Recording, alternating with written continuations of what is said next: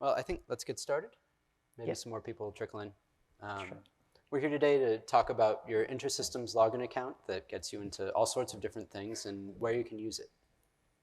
I'm Tim Leavitt. I'm the Development Manager in Application Services at InterSystems.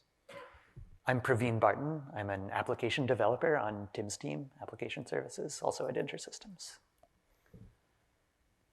So what we'll talk about today is just start out with some discussion of the InterSystems Login Account, different preferences and things that you can set up on login.intersystems.com, and then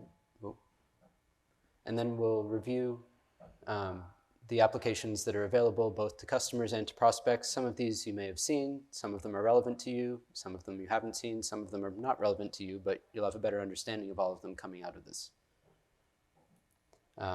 We've mentioned the poll. If you're able to do everything except question 3, that's still valuable, I think. And we'll close that and put the numbers in, or maybe we can even just see it in the app after. We'll close the poll after Pravin has finished talking about the login account in general. All right, so what is your login account with InterSystems? This is the account that's used to access all of the online services that serve our prospects, our partners, our customers, internal employees. Basically, anybody in this room at this conference is in one of these categories.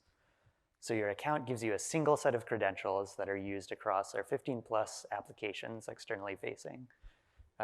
However, some of these applications, just having the account isn't not enough. You need some elevated permissions to access them. So for example, WRC, only supported customers will have access to that.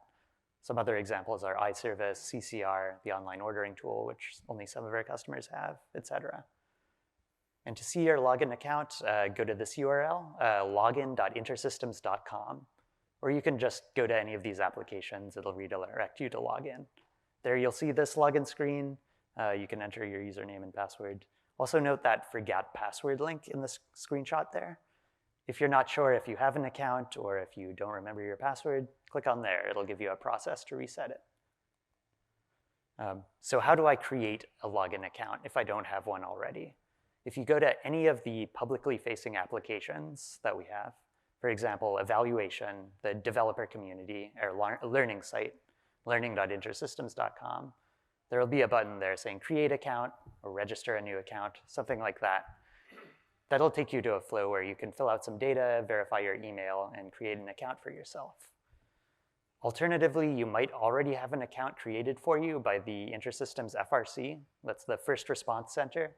If you're a supported customer, the first time you call up for support, they'll create an account for you. So you can track the process of your ticket in the WRC or iService.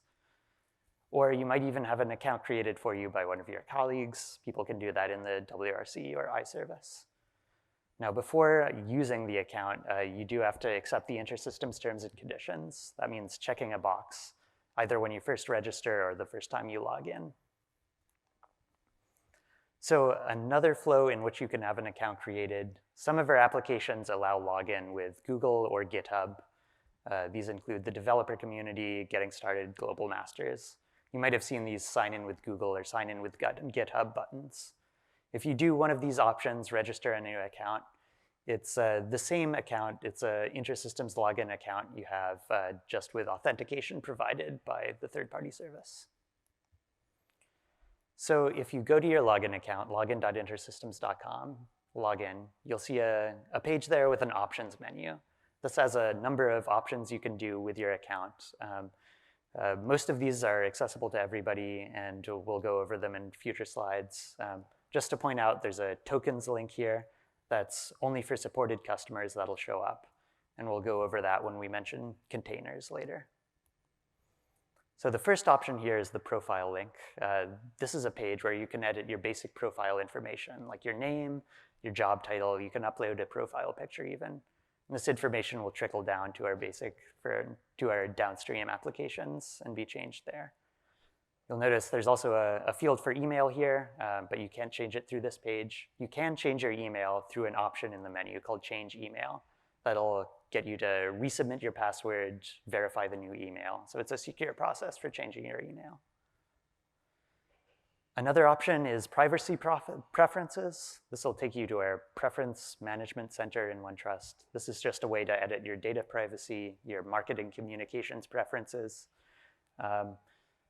One note here is that your preferences here are based on the email. That's what identifies you as a data subject. So if you do go through and change your email, that might impact the preferences you have chosen there.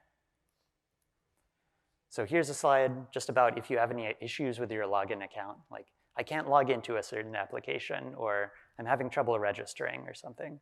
For that, go through our normal support channel. So that means emailing support@intersystems.com. And a few things, like with any support ticket, there's some information you can include that helps us help you better.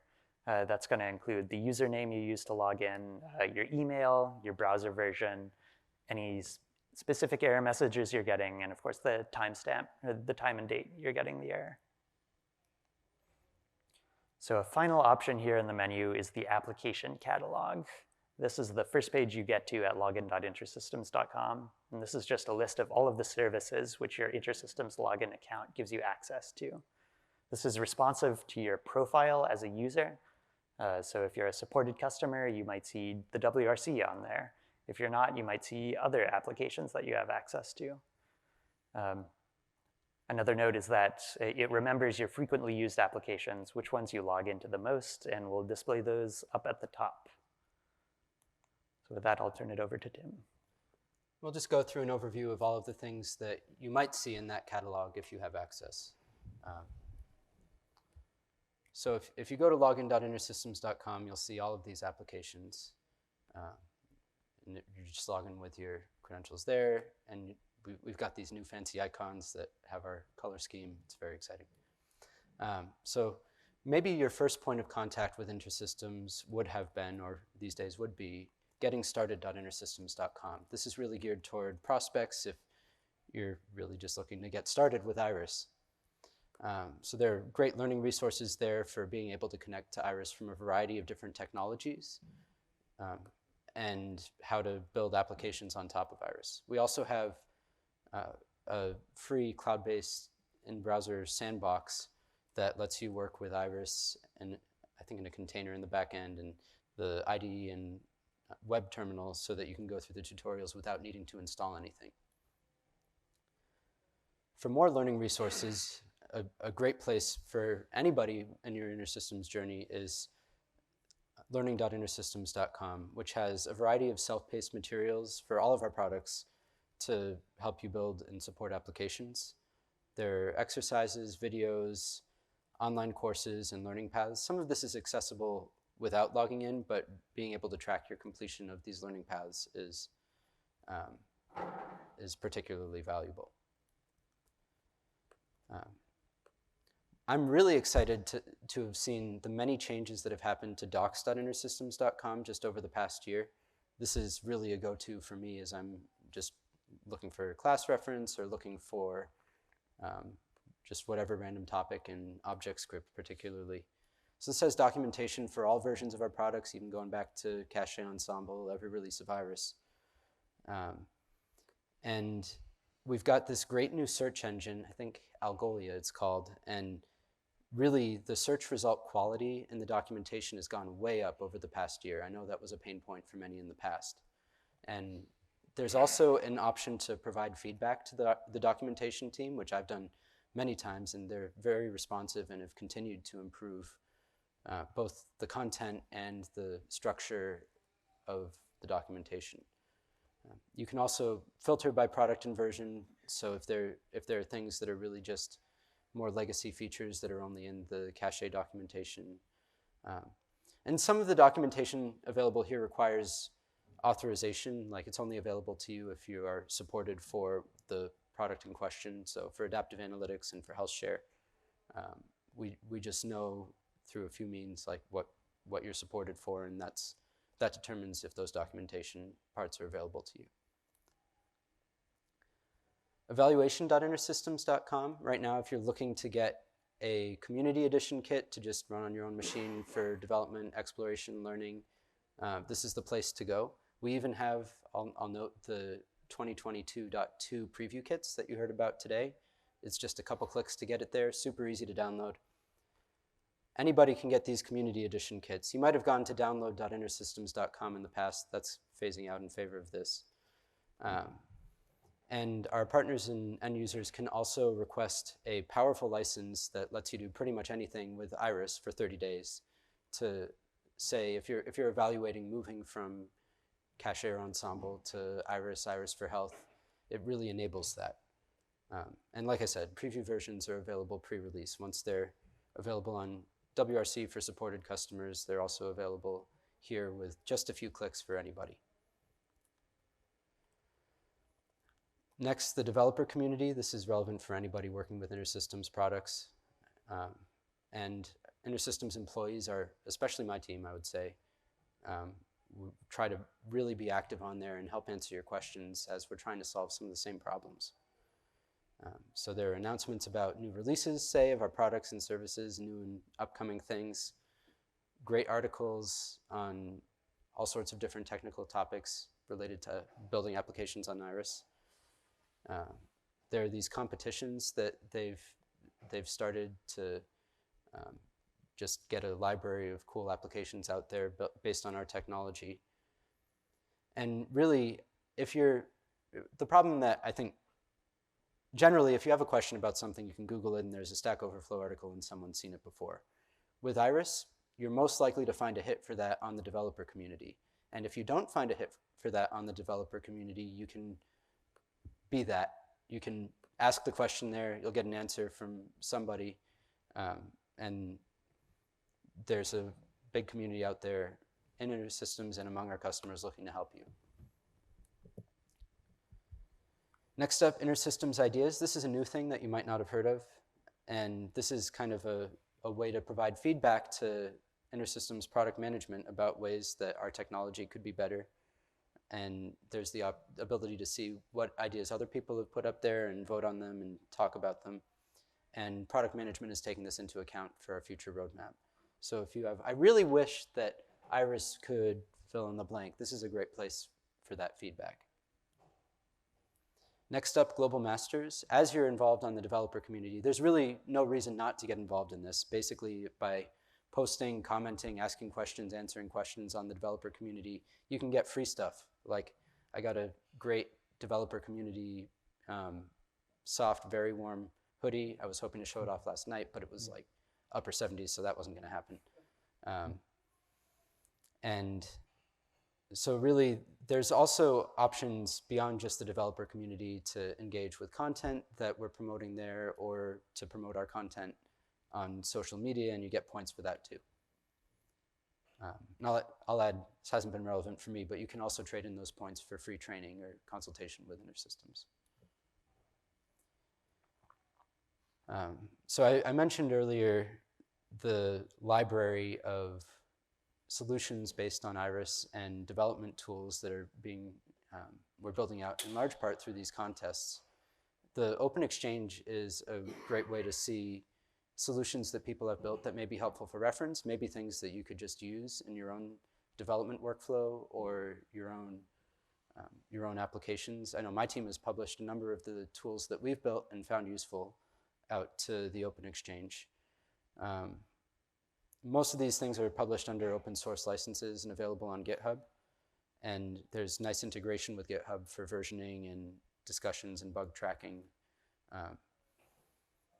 And you can read and submit reviews for the most popular and useful packages just based on community consensus. And as a developer, if I'm using one of these packages, it provides me an easy way to report issues, typically through GitHub, and to see how many people are using the things that I've published there. So I would recommend checking this out for development tools, and perhaps for examples if there are similar things that have been done before to what you're looking to do. Now moving into some of the more targeted applications. WRC is broad though. This is for really tracking all customer reported problems on Iris and HealthShare. And customers who are supported can work directly within the application, log in, and add updates themselves. So the Worldwide Response Center uses this. There's access to your active issues and history. You can interact with the issues that you've opened or within your organization yourself. You can get the latest releases of our software there. And really, this is the hub for all of your interaction with InterSystems support, probably for everybody in this room. We also have iService covering track care and some health share support, really for customers that are requiring support under a service level agreement where there are response times that need to be met. And iService has more advanced capabilities around tracking those things for our compliance with those.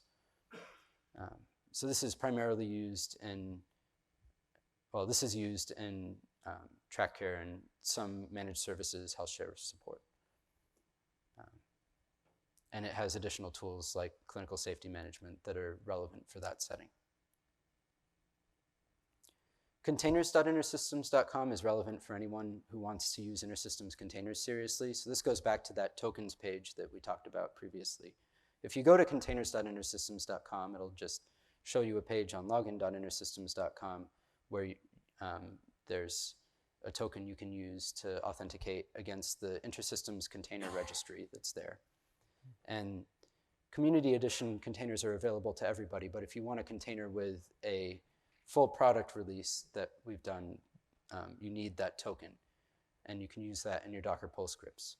There are some developer community articles that talk about all of the workflow around this, being able to see which container versions are available there and actually run them locally. The partner directory, partner.intersystems.com, is useful for those looking to find an InterSystems partner or partner's product for implementation or for development tools, say, and also for partners who are looking to advertise their software and services. So we have all sorts of different types of partners, implementation partners, solution partners, technology partners, cloud partners that are listed there. And our existing partners can manage their service and software listings. Anyone here use CCR? I would kind of think. Brendan, you don't use CCR. I don't use it well. So this is an application that my team manages to help people making, managing, or searching for changes made to an InterSystems implementation of typically health share or track care, where we're doing that implementation ourselves. And our employees use this, our implementation partners use this, and as well as end users at sites that are using that. So it's really a workflow for making changes to production applications. And it handles versioning of both code and configuration and supports a variety of workflows. The client connection is available to any track care clients. Any of those in here? Okay. And it's really a knowledge sharing platform that's more focused on them, that has news and release materials. And then store.intersystems.com allows a small subset of customers for whom it's relevant to do online ordering,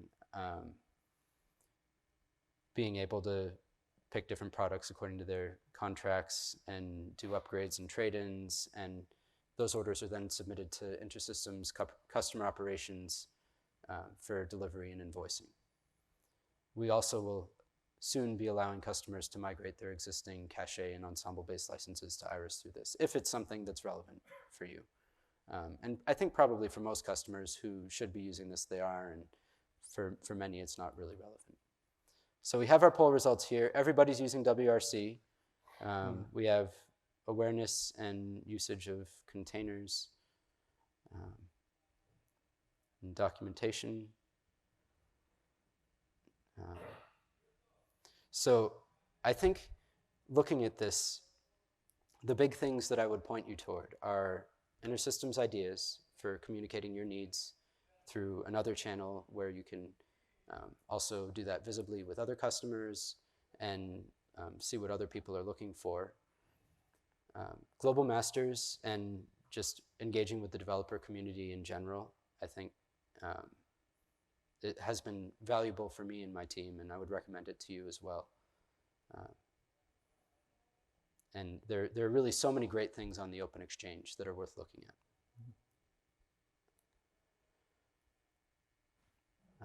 So key takeaways from this.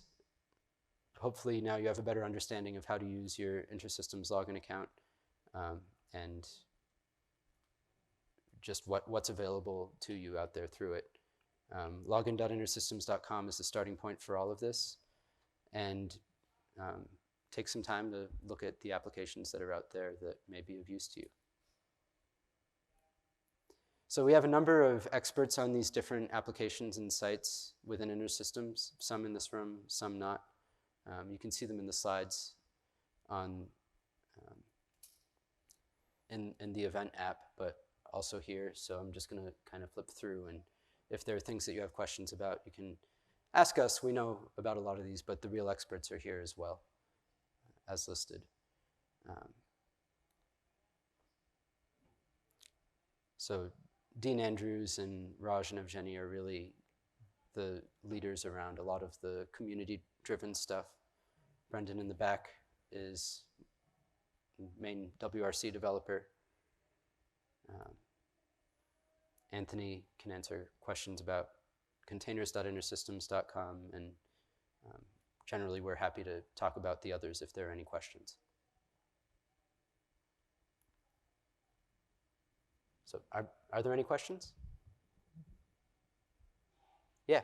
So has there been any thought for container downloads to have an organization login instead of a specific login? Because I can certainly make my CI/CD tied to my account, but I would rather not. That's a good point. Anthony, do you have any insight into that? What do you mean tied to your? So like I want to make this one, and then have that be part of our automation and automatic feeds. So a general login. Yeah. No, we haven't considered. Oh, thank you. We haven't considered that, but it's something we can think about from an automation standpoint of not making it a personal email or login like that. Yeah, like internally we have a bunch of service accounts that will feed, and so I could tie it to any of those that need to apply to a specific email address or what have you. Right. It's just a matter of working through. No, it's a good idea. So you could create an email address for that and set it up as a contact under NetSmart in WRC, and then that would be your service account. Yeah. I don't know how much that account would be monitored. So depending on like if I make a service account, I would have to figure out inside how to manage that. Whereas if I just have a WRC account, potentially not tied. Like it's a thought process. I've been talking to our sales engineer about it. So yeah, I think the question would just be, if you were to do that and just set up email address and a username or make them both the same for some, for representing some service account, would that end up getting too much access? Or so if we could do that and say lock it down to this is just for containers, that would probably be the right solution there. That's a really good idea. That's a really good point. Is there any reason why they could create an account that gets that can be just a general account for NetSmart, get a login.intersystems.com, and then they get a token? Yeah, that's what I was saying. So the question would just be, I don't see how we can stop you. Really, you're just a username and password, and if you happen to share that username and password with other people, Yeah. No, we're totally against it. I'd say we're cool with it. Yeah. It's bad security. Never share that. Come on. Yeah. Other questions? I just tried at the beginning of this session to create an account, but it tells me I need to contact InterSystems. So who would I contact? That probably means that you already have an account and should go through the password reset process. Would that be accurate? .com, which will get forwarded to me, and then I'll scratch my head and send it to you. Yeah, and I'll tell you what Tim just said. So yeah, it's probably that the email is already registered, and you would have gotten an email to your address saying as such, if that's the case. And if for some reason that doesn't work, feel free to snag one of us at the Tech Exchange at some point and we can sort you out. Absolutely. Skip InterSystems support since you're here at Global Summit and we're here at Global Summit. You're welcome, Brendan. Other questions? Was anything news here like, oh, that's a thing? Ideas is cool. Ideas. Yeah, it's pretty new. I will still Google search for documentation. Yeah. We've actually done a lot of work to make Google search work better, Yeah. to get you into the documentation in the right place. Old habit, like it works. Unfortunately, it doesn't work for house sharing. Hmm. All right. All right. Thank you all for attending.